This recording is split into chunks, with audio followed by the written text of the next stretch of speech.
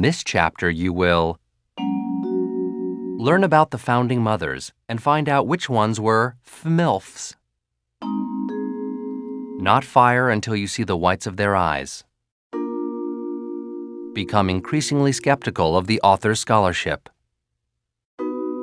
Get sick of always hearing about how great Ben Franklin was. It had been hundreds of thousands of years since man first made his presence felt on planet Earth. But had it been time well spent? Our species' progress had been steady but slow. Man had survived, but with precious little to show for his time, a frustration summed up in the famous cave drawing entitled, "Enough already with the hunting and the gathering." Of course, there had been great accomplishments along the way. Fire was a winner. Walking upright went a long way towards easing back pain. But nothing yet accomplished would rival in importance the discovery, colonization, and eventual democratization of the New World. Yes, America would become what de Tocqueville described as the total package. America's journey from undiscovered frontier to independent nation to transcendently perfect beacon of freedom was long, complex, and fascinating. But to fully understand this journey, you only have to memorize 3 dates. 1492. In 1492, Columbus sailed the ocean blue and discovered America.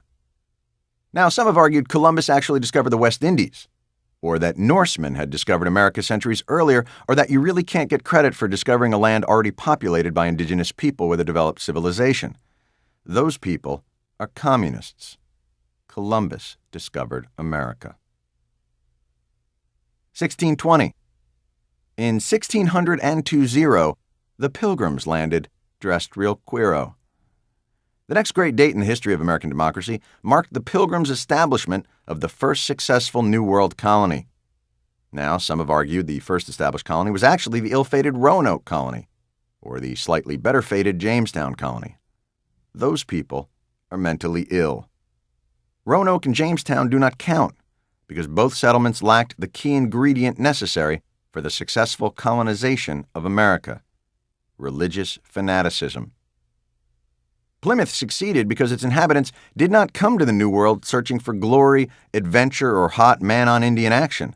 Rather, the Pilgrims had come to escape religious persecution, to create a society where they could worship as they pleased and one day, God willing, even do some persecuting of their own.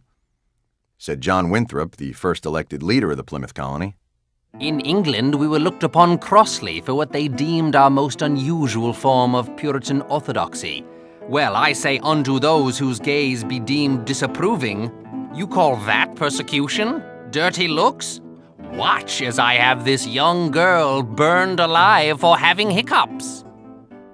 Interestingly, almost 400 years after the foundation of the Puritans' Plymouth colony, the state of Massachusetts became the first to guarantee the constitutionality of gay marriage.